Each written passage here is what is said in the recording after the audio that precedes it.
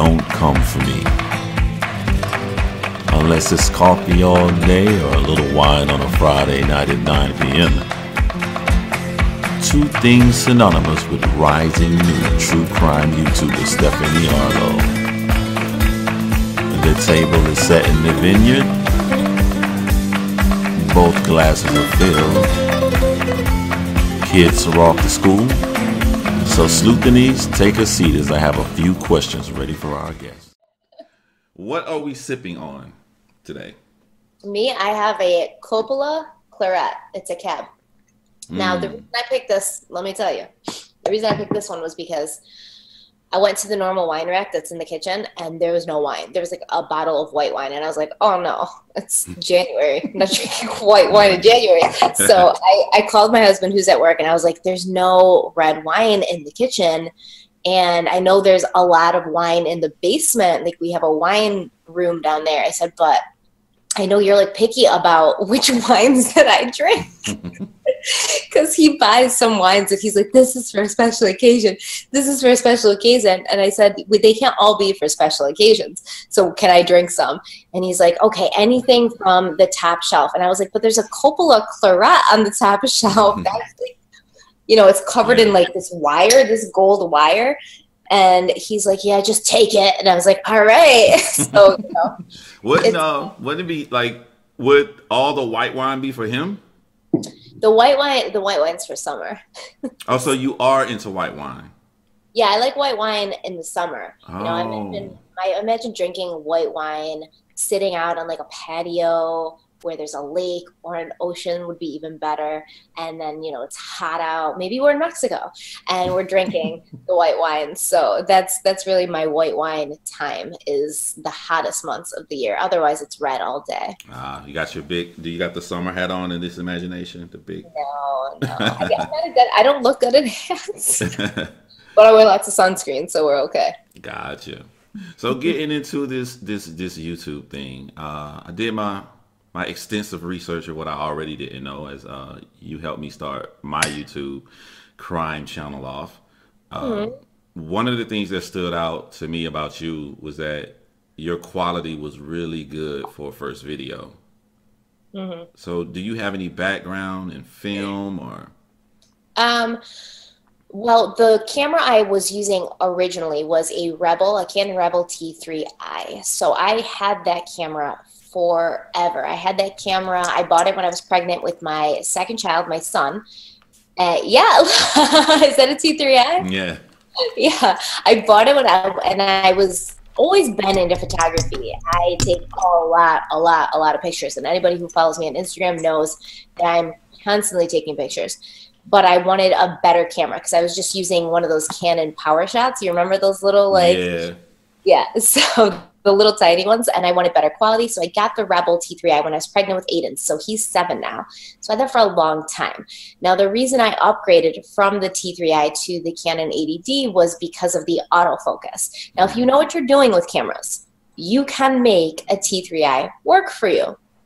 But I don't know what I'm doing with cameras. I am always the creative, I'm the creative person, and I don't like to get technical, and I don't like to figure out, oh, how can I put a stuffed animal in where I would be sitting to make sure it's focused, and then I'll just sit in where the stuffed is. Just too much work for me. I'm spontaneous, I'm impatient, and I just wanted something that would be easy. The Rebel was a great camera. It served me well for years, and it took amazing pictures, and the videos are pretty good. But if you see in later videos, some of them are quite out of focus. So I was like, why are some of them out of focus and some of them are not out of focus? Because I don't know what I'm doing. So I bought the 80D because it has amazing autofocus, and I said, this is just going to make my life easier, so it's worth it to invest. And you have to invest. I've invested in sound since I started my channel. I've gotten a new mic, new lighting, things like that, just have upgraded. What I started with on YouTube in April is not at all what I have now. But you can see, I don't think the quality has really drastically gone up. It just makes it easier for me, and that's my main focus. What if I told you I can tell you exactly when your quality went up? You probably could. When is it? Tell me. It is June 20th, and the video is called New Makeup, Purchase or Pass.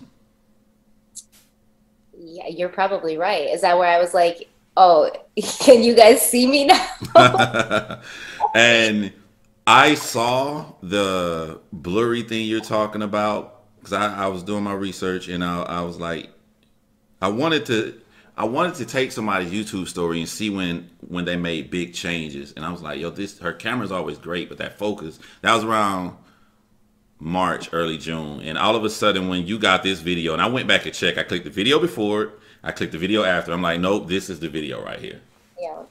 Yeah, Right. it was a huge change. I mean, it was crispier, it was clearer, the colors were better. I had to do less post-production editing as far as, the picture went. But if you know what you're doing with the T3i, which if that's, are you using that right now for your videos? I used it for my first video, the Sarah and Amina video. You use that. Like, if you know what you're doing with it, you can make it work. I gave it to my daughter after I stopped using it. And, I said, you should use this so you can post more on YouTube. And she's 17, so she knows what she's doing. She knows how to figure out how to work stuff. I don't have the patience for that. I'm a severely impatient person. It's my greatest flaw. No, you use that to your advantage to me. Impatient, impulsive. Aren't those sort of like the things that led you to just say, I'm going to make a YouTube channel? Yeah, absolutely. I was just talking about that with my husband yesterday because he still works where I used to work, but he has a different job. He does like merchandising, and he doesn't have to work really too much of the retail side. He like sets up stores and things. So it was a lot of a different experience for him working retail than it was for me. But he said something like, it's hard for people to understand how you could quit your job to do YouTube. People that I work with still, there's some haters out there who are saying that I bought subs. And I said, do you realize how much money I would have had to spend to Right, 60,000. buy the subs? Yeah, that'd be crazy. So, but I understand that because not everybody understands how YouTube works. Before I got into YouTube, I had no clue how YouTube worked or how you would make money or how you could find the way to make it a full-time job. So I laughed and I said that kind of where my normal impulsivity would be detrimental, it actually helped me in this case because I didn't think about it. I just dove in. And typically, if you would sit there and overthink it, which a lot of people do, like my husband, if you would sit there and overthink it and say, oh, what are the, costs and benefits? What are, could this go well or could this go bad? If you would sit there and think about it too much, you would see that it might not, and it probably wouldn't go, well. Not a lot of people are able to put the dedication in to YouTube to make it work because you have to put months and months and months in with no return on your investment. And that's hard for people. So the fact that I was just like, I'm going to do this and then just started doing it and then enjoyed doing it. I didn't really need the views. I wasn't really looking at it as something that I needed. It was just a creative outlet for me. Mm-hmm. And because I enjoyed doing it, I kept doing it, and then it paid off. So normally my impulsivity gets me into trouble, like speeding tickets, a lot of them, and just certain things like impulsively buying something in the store that I don't need. But in this case, it really did help, and I think that people would benefit from sometimes allowing their inner, I don't know, what is it called? What is it? The id, the ego, the super ego? What part of you inside that just wants to do things? Is that the id? I'm not. What comes to my mind is this Steve Harvey inspirational speech where he says you got to jump, and your personality allows you to jump a lot. You may fall, may get hurt, but the only way you're gonna soar is you got to jump. Yeah. I jump a lot. Yeah. But I've been searching for months. You don't understand. I was done with this whole working for other people thing years ago. And, it has a lot to do with my kids because I had my third child. She just turned 2 this month. So when I had her 2 years ago, I was on maternity leave with her for 3 months, and it was, amazing. And it was hard because being a parent is hard, especially in the first couple of months when you're not getting a lot of sleep. But I really enjoyed being home with her. And also my older kids, who I realized every day that I was at work, they were coming home from school and things were happening for them. And I was missing out on those things because I was at work. And I said, I didn't even realize how much I was missing when I was at work, that they just forgot to tell me when I got home, or I got home too late, and it just kind of fell to the wayside. And I don't want anything with my kids or my family to ever fall to the wayside. I want to be there for all of it. And so that was a big motivation for me to then start searching to find something I could do that would allow me to work less or not work at all. I was writing, you know, little articles, kind of freelancing. I started a book, which I'm still writing, and I picked up wood burning. Wood burning. What is? I'm good at it. I'm good at it. It's wood burning. It's like burning designs into wood. I had an Etsy shop, but it was so much. It's kind of one of those things like work smarter, not harder. Wood burning is a beautiful artistic expression. I'll show you. Hold on. It's just a funny saying. So I made this picture frame, right? You just burn things into wood. My son put that sticker there. But you burn decorations or sayings or whatever into wood. And I sold a lot of things on Etsy, especially Harry Potter coasters. People love these Harry Potter coasters, but it was so much work. So I'd have like 17 orders for Harry Potter coasters, and it would take me probably like 10 weeks to fulfill them. And I was like, this isn't making me the kind of money that I want to be able to work less. In fact, I feel like I'm working more now because I'm never with my kids because I'm like constantly wood burning and I had burns all over my fingers. So anyways, I tried things. And then one day I woke up and said, I'm going to start a YouTube channel. I don't know where it came from. My daughter, my oldest daughter, has a YouTube channel, and I always had kind of cameoed on hers. I don't know if you've ever seen her YouTube channel, but I've popped in on probably 4 or 5 videos. And when I was in front of the camera on her YouTube channel, I was like, this is easy. Like, this feels comfortable. This feels right. This feels like something that is fun to do. And then she showed me how to edit. So my daughter taught me, you know, everything about like editing and everything. She's amazing. And lucky me that I have somebody who keeps me young. Otherwise, in my 30s, I probably wouldn't have taken it upon myself to learn how to edit videos. But she taught me that. And then she taught me how to post to YouTube, and she taught me about tags and things. And then I took it upon myself to start looking into things on YouTube. There's a lot of YouTube channels, video creator channels that I've looked into that have been helpful and talking about SEO and numbers and things like that. So it was a huge learning process that took many, many, many months, but I dove into it, which is how I am. As well as I'm impulsive, I'm obsessive. Once I get something in my crosshairs, I want to learn everything about it, which I think is pretty evident from the way that I tackle cases.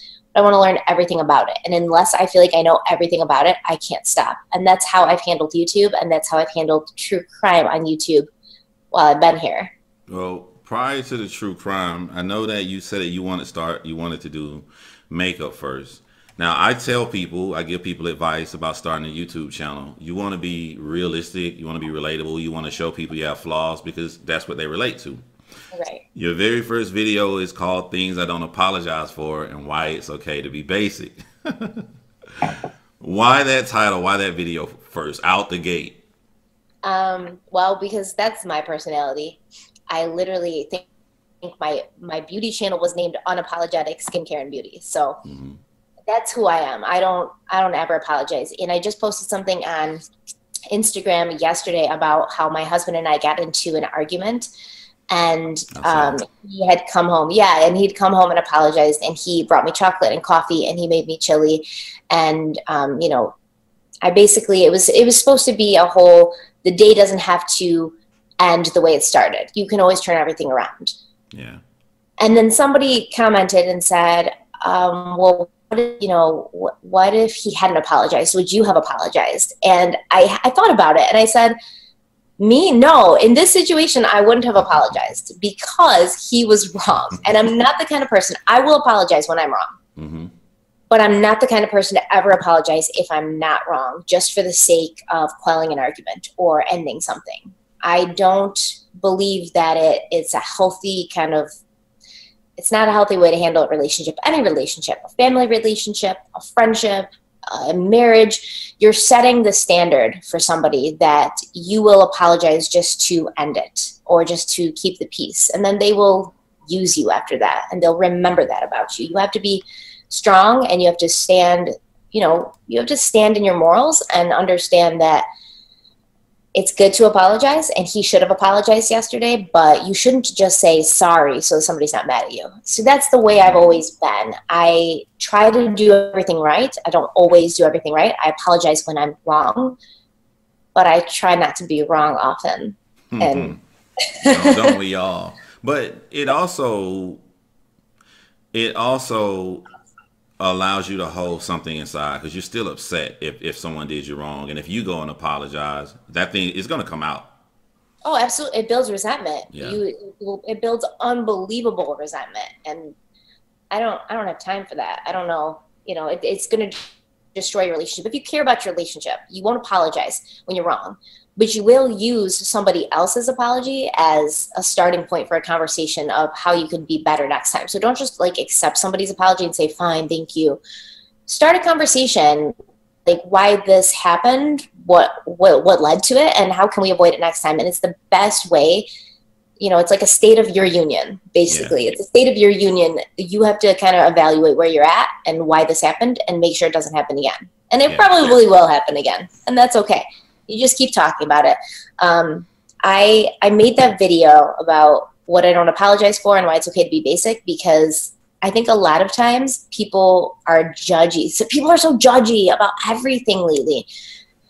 Everybody wants to judge everybody for everything. And I knew going onto YouTube that I was going to be a target for people judging me about everything. But I wanted to let people know right off the bat, I'm not bothered. I don't care. You can judge me. You can say what you will. And in fact, I'm going to sit here and I'm going to list all the reasons that you might judge me and tell you that I've already addressed it. And I don't care. I'm not bothered by it. It does not affect me. I'm a grown-ass woman and I do not care. Stephanie pulled an Eminem 8 Mile. I'm going to say everything you did wrong first. Yeah. You want to say that I wear yoga pants? Yes, I do. I wear Uggs all the time. Sure do. Love them. They keep my feet warm.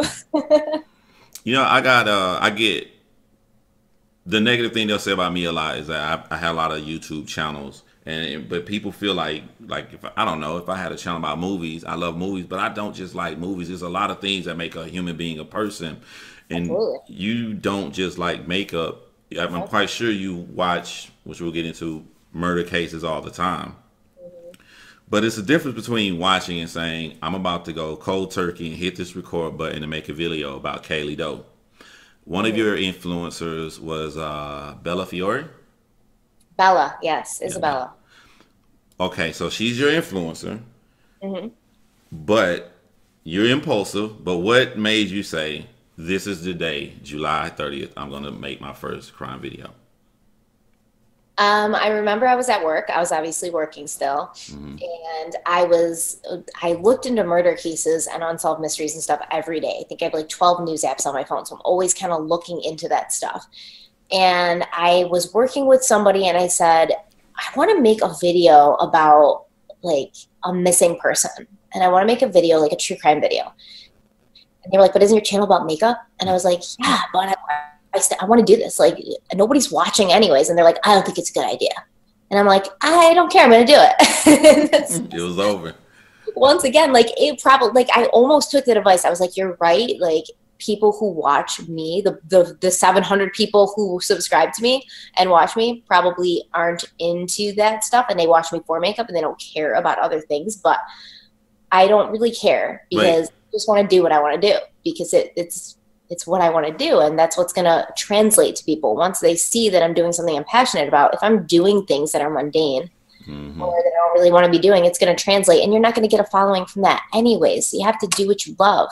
Not that I love murder, but I love looking into it and kind of figuring out like why it happened, what they were thinking, etc.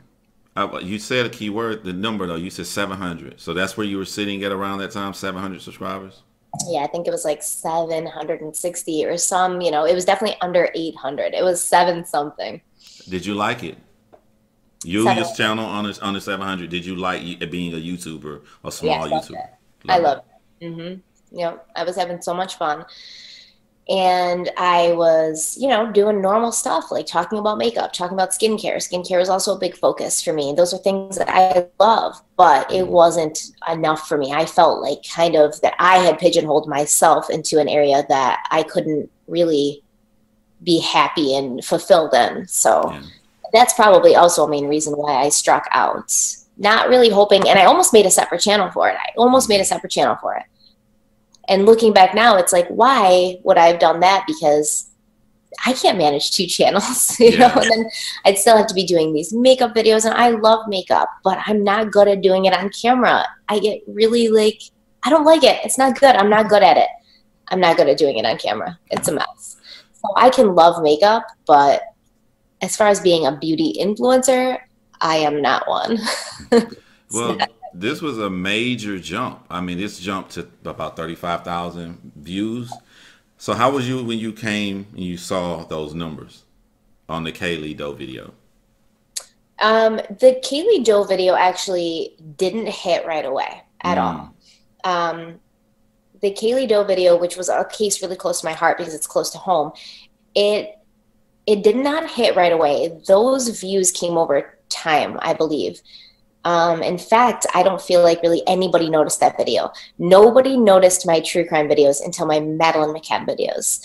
And that's when it happened. My Madeline McCann videos are really what threw me into the YouTube algorithm, I believe. Wow. It was getting a lot of views. So you're not a Chris Watson. You know what a Chris Watson is, right? What is that? The group of people that blew up in subscribers due to covering Chris Watts. Oh, is that there's a name for that? Yeah, I thought you were Chris Watson. No, I don't think so. I mean, I definitely think that it contributed to the amount of subscribers I had just because it was a current case, just because a lot of people were searching for it because it was happening as it was happening. I covered Chris Watts before he was, arrested or anything, and then I think when he was arrested and it all went down, people were searching for him. That's when I started getting a lot more hits on that video. But no, I don't think that was my video that started the whole thing. It was Madeline McCann. I'll always understand and realize that Madeline McCann was the two videos, because of part 1 and part 2, that pushed me into YouTube's algorithm. And I mean, I'm not sure why, I'm not sure how it hit. And that's the thing, it's a mystery. We don't know how this happens. We don't know why it happens.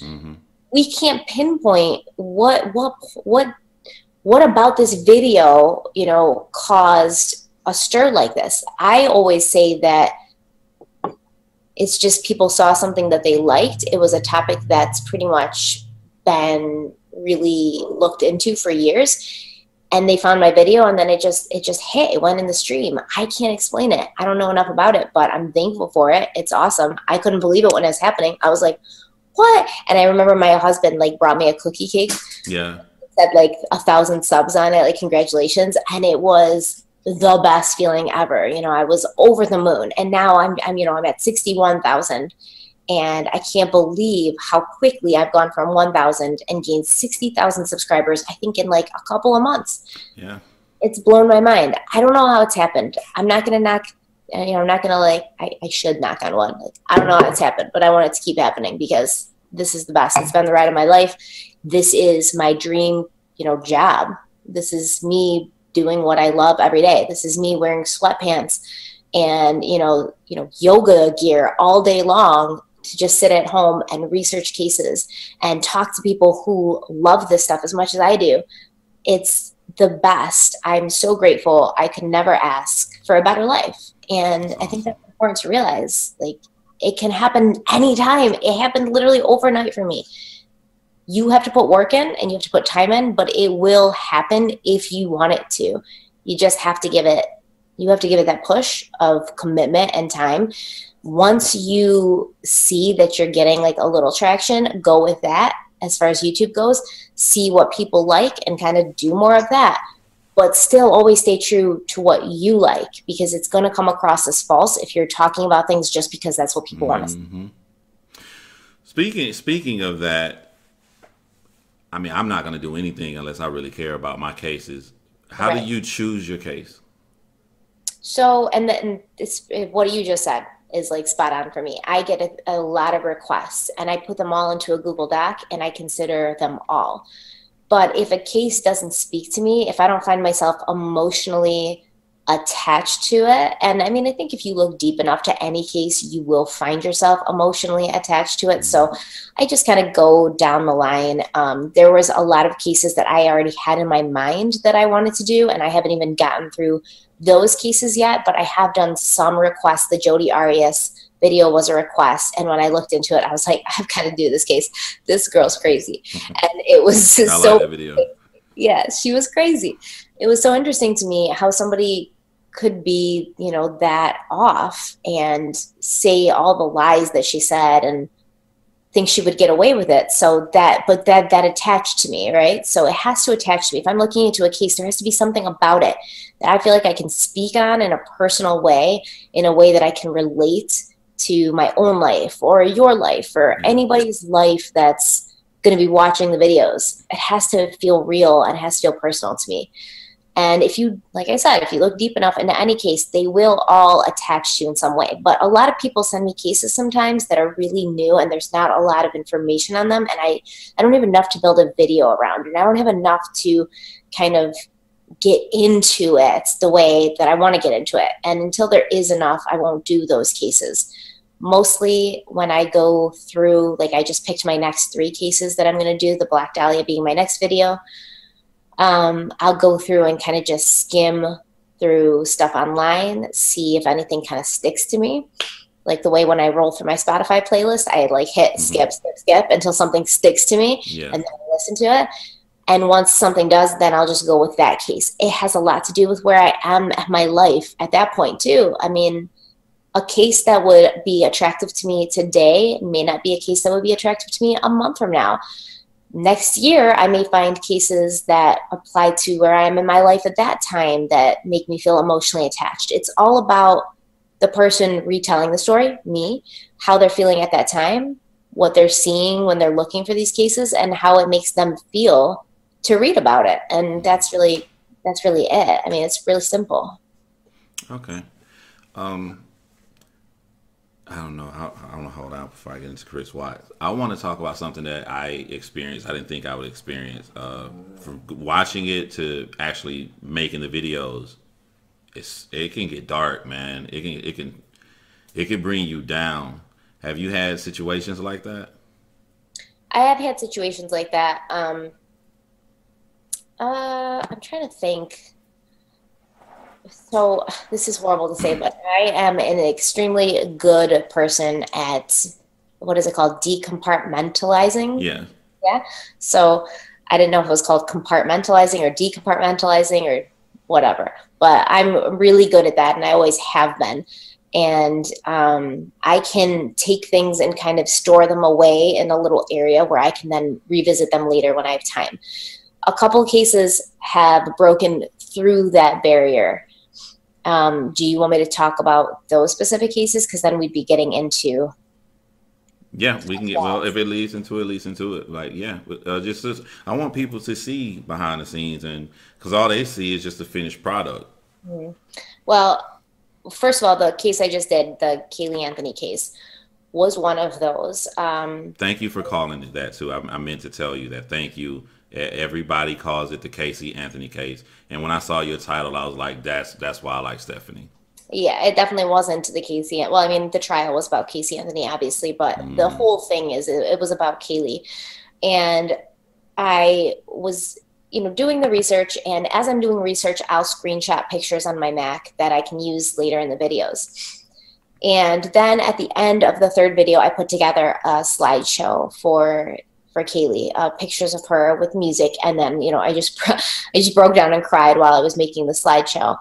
And when I was not when I was researching her body and how it was found, but the autopsy and everything, when I was telling about it in the video, I found myself becoming overwhelmed with just the thought of it happening and her being found and what happened to her. And, I have a 2-year-old daughter myself, so it made me really sad. I had to actually pause recording the video. I had to kind of gather myself and come back and redo it.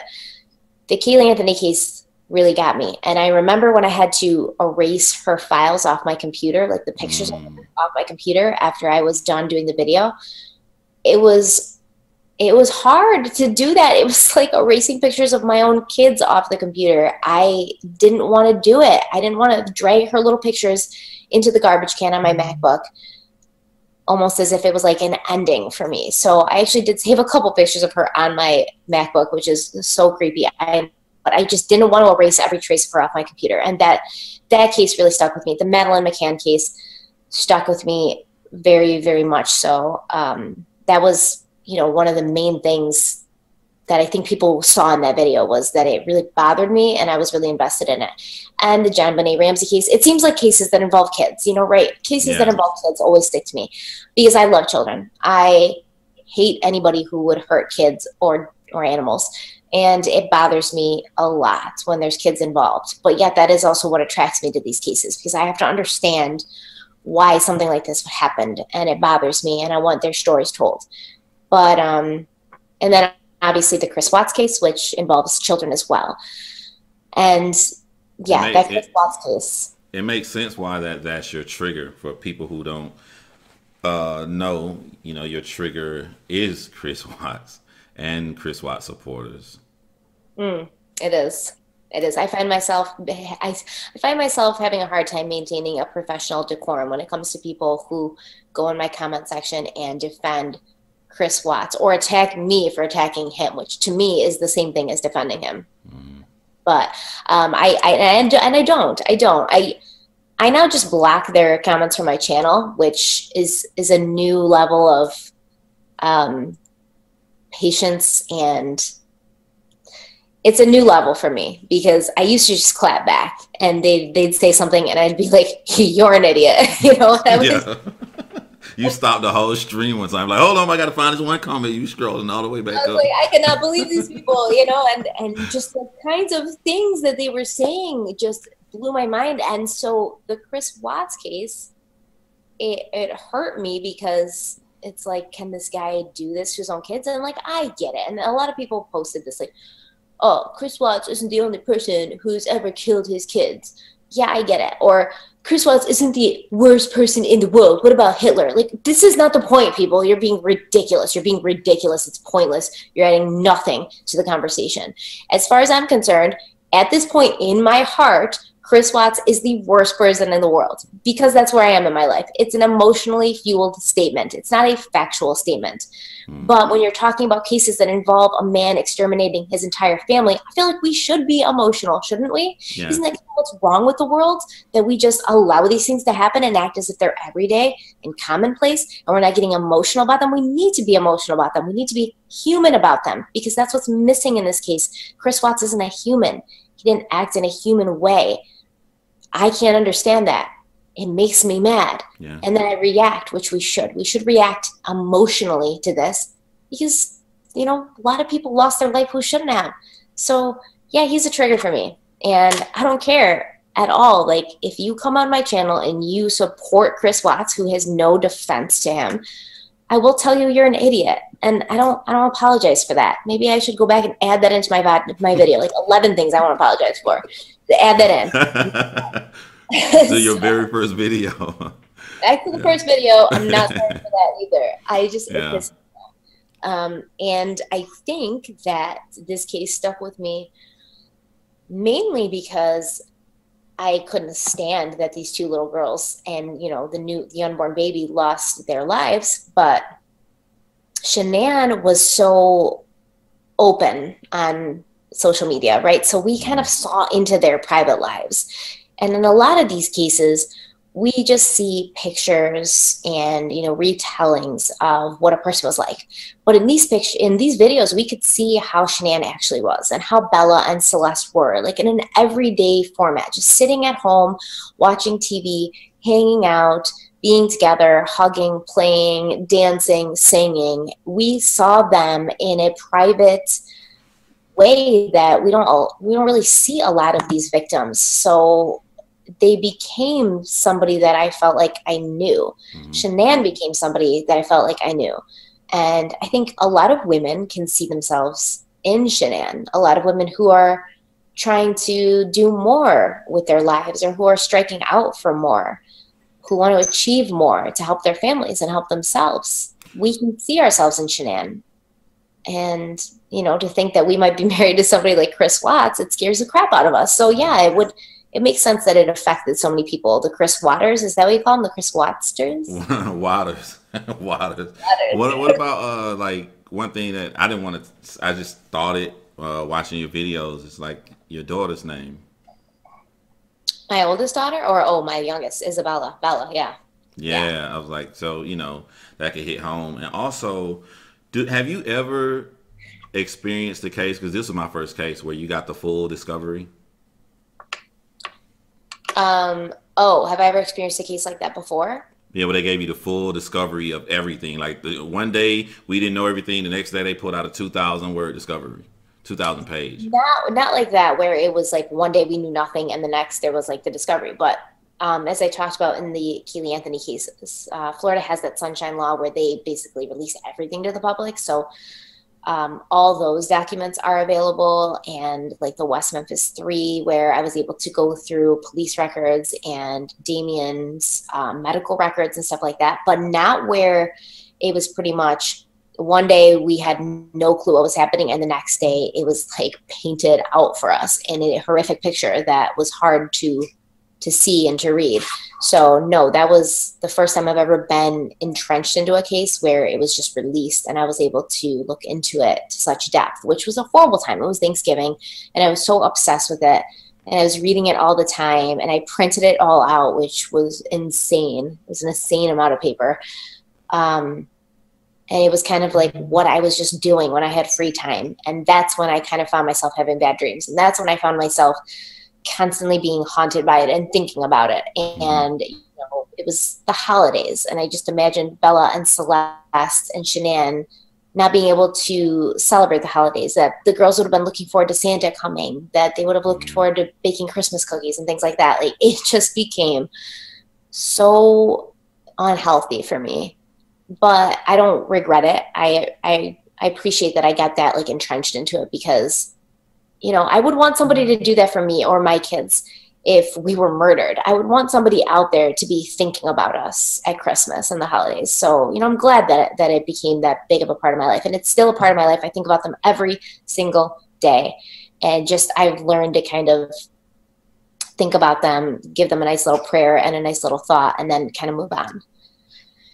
Gotcha. Are you ready for the 2019 storm, Kelsey Barrett? Yeah, is that you think it's gonna like hit big? You think it's gonna be a huge thing? Yeah, Is it gonna be like another Chris Watts? I look at it this way, and you tell me how you feel. O.J. Simpson, Crime Century, Scott Peterson. Then we got a break, and then the two women, Casey Anthony, Jodi Arias, and then from there, Chris Watts. And if you look at the intervals, I say the closest would be Casey and Jodi Arias with 2-3 years apart. Mm-hmm. But now I think you're going to have Chris Watts, and then 6 months later, Kelsey Barrett. It's like too soon. It's too soon to really like have to focus on all of that. That's insane. It's like, what are these people out there doing? What's in the water? What's happening? Why are these men, and I know men aren't the only people that kill other people. I get it. This is what we're talking about right now, though, so don't come for me. But why are these men killing their wives? I got her to say it. Don't come for me. Why are these men killing their wives? Or, why is this, or their girlfriends, or women who are pregnant with their children? Isn't the point, like, aren't men programmed to want to reproduce? And, isn't that what they're biologically supposed to want to do? Why are you killing your children, your own DNA, the people who are supposed to further your, bloodline? Like, what's happening here? What's the thought process? What do you think is the thought process? What do you think is the thought process? I don't know. I don't understand it. You're a man. You tell me. What's the thought process? I mean, if you want my honest opinion, I think that you want my honest opinion. Yeah, of course. All right. So I think from August of 2018 till January, whatever day it is, 9th or 10th, I think that a lot of women have killed their husbands. I think if a YouTuber got a lot of views off Chris Watts, right?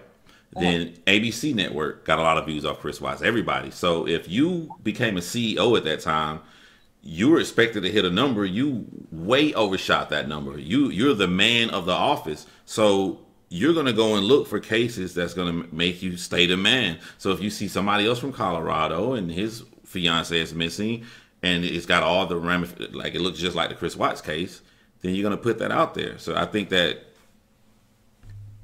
they're focusing on these kind of cases. I think that So you think they're focusing on these kinds of cases? It's making it seem like it's happening more often than not. Because it's pulling. Look at it. I don't remember who was first, so I apologize if I get this wrong. Who was first? Was Casey Anthony or Jody? I think Casey Anthony was first. Oh, I just looked this up the other day. But either way, He was first, yeah. but they went and found another woman. They needed them ratings. They didn't go find a guy killing his wife. They played the big story was women because that was the thing. That's an interesting thought. I've never considered it. So it's pretty much this stuff's always happening. But People killing like crazy. Right. We're just hearing about it more because this is what sells at this point. Everybody is, and I don't mean to sound, desensitive or anything, but everybody is excelling off of these kinds of cases. From everybody, ABC, every CNN, every single person.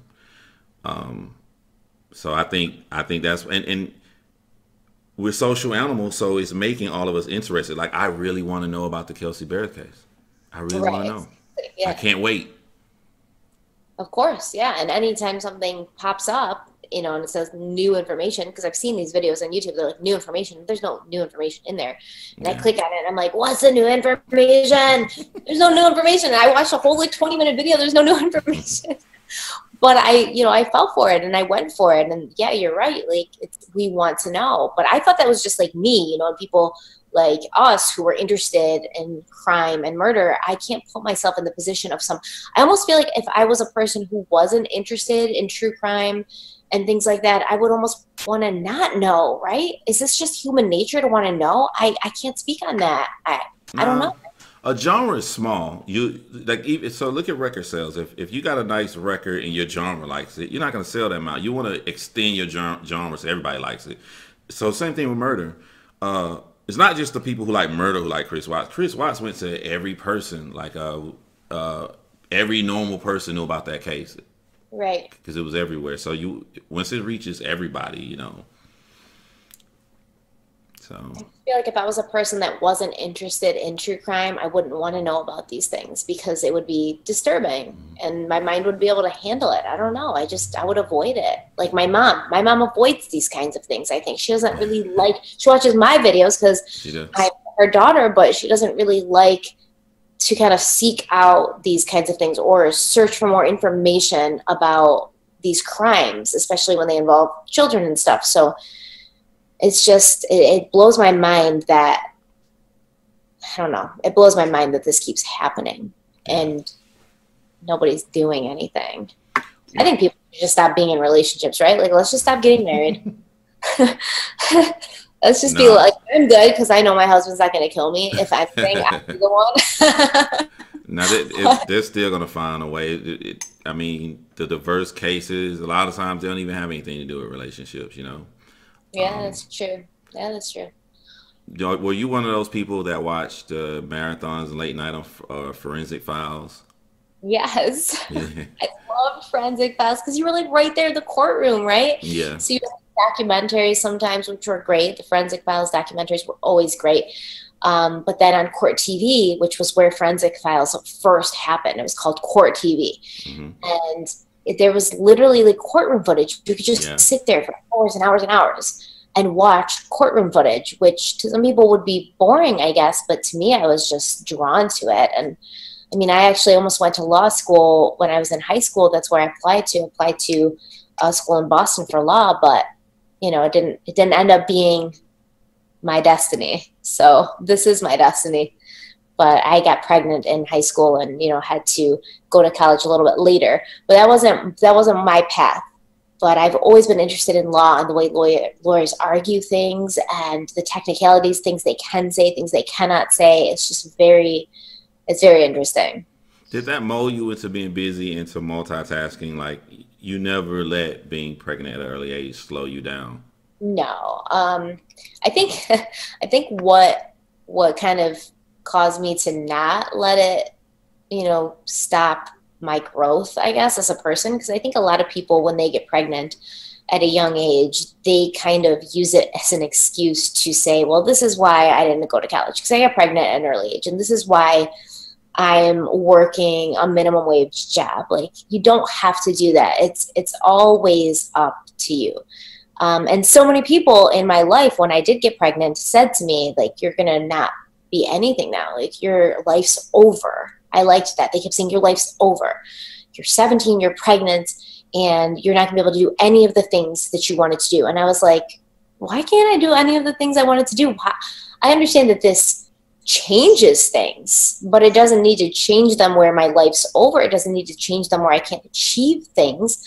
In fact, this only adds to my life because now I have a reason to be better, especially as a woman, because I have a daughter who's looking up to me. Now I have a reason to achieve things because I have a little girl here who needs to see her mother be somebody who can be looked up to. So I went to college and, you know, I did everything that I would have wanted to do. Not everything. I didn't travel the world, things like that, which I'll plan on doing eventually, but it didn't take away from my life. It added to my life. My daughter is an amazing young woman. She's 17.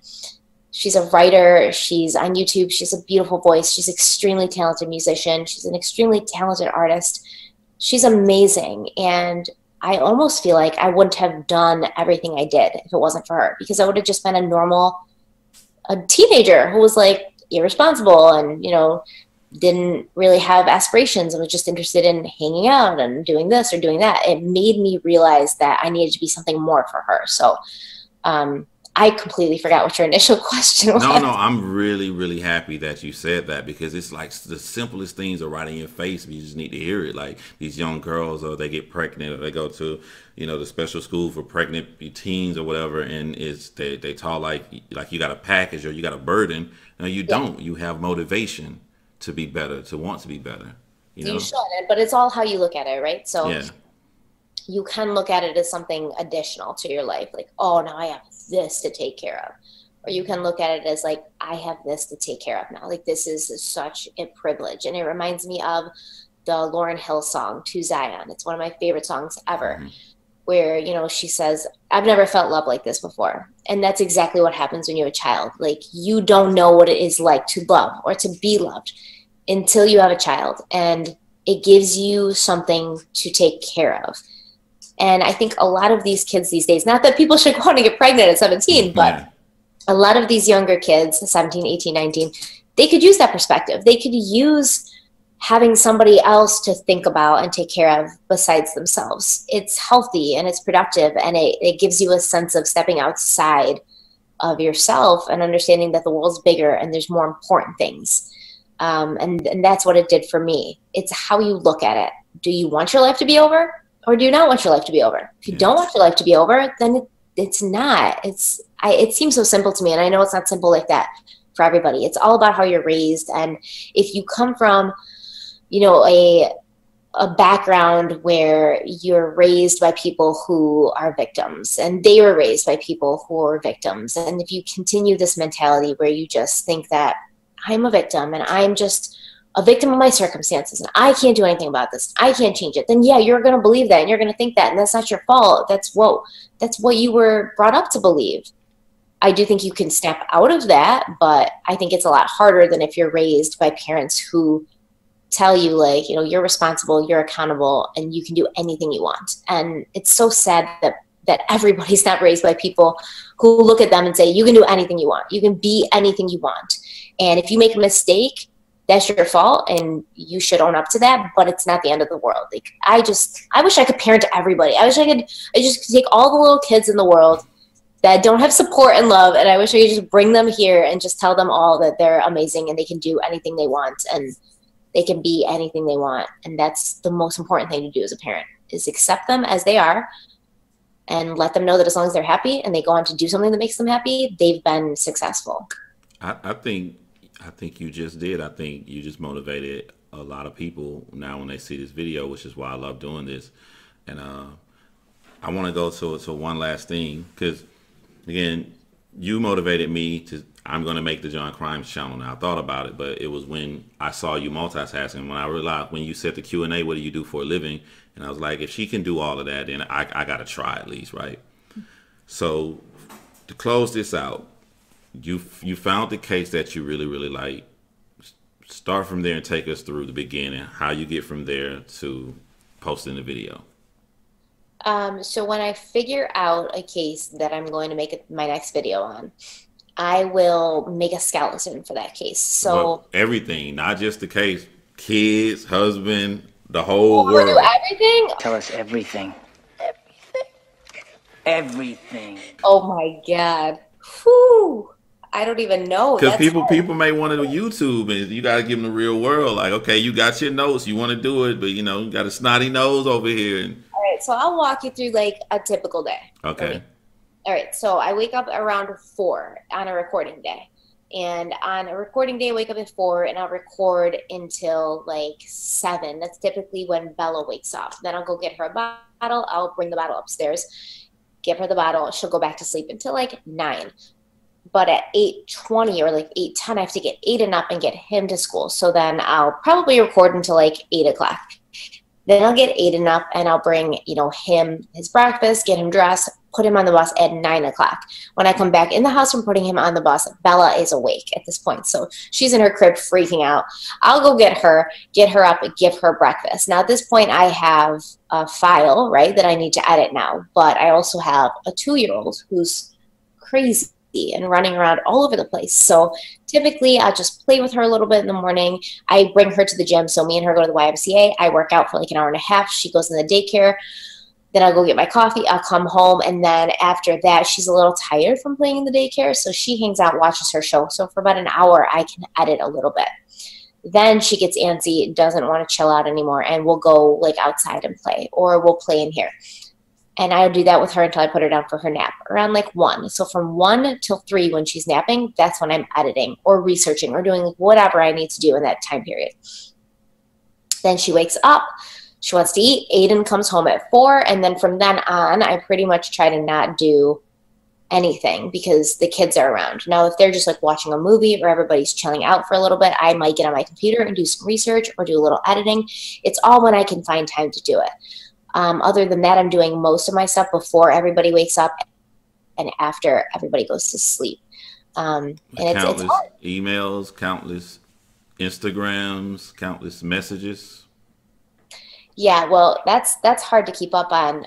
My Instagram messages, I know I'm so behind on, but I answer them when I can. So if I have 5 minutes here where I'm like waiting for, my prescription at the pharmacy, I'll just like go and like answer some Instagram comments or respond to some YouTube comments. I spend an hour every morning when I wake up before the kids get up trying to respond to YouTube comments, or throughout the day, I'll try to respond to YouTube comments whenever I have a moment, because I do want to interact. Like, that's important. It's not important just for my subscribers to feel like they're cared about, but it's important because I do care about them and I want to interact with them and I want to talk to them. And a lot of them give me things that I never even thought about before, which I love that. So I want to be there in, the comment section of YouTube, on Instagram, on Twitter, where I'm getting all sorts of messages, emails all the time. So I don't actually know I don't Yeah, it's a lot. That's what I want them to hear. Like, it's a lot, because people get mad when you don't respond back to them. I'm like, right. Yeah, it's a lot.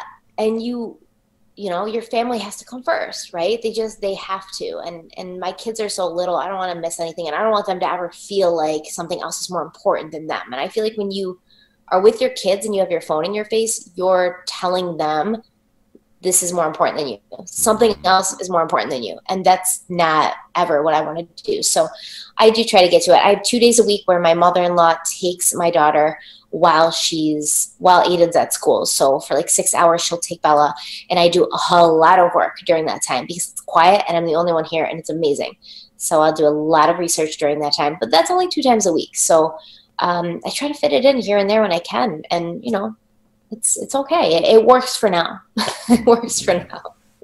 Well, thank you for taking the time out of your so busy schedule. You know, we love your work, love the quality, and I personally think it's a mixture of your quality and how much you actually care about the cases and how detailed you are. So awesome YouTuber. You deserve every single subscriber you got, and I wish you hundreds of thousands, if not millions, of more.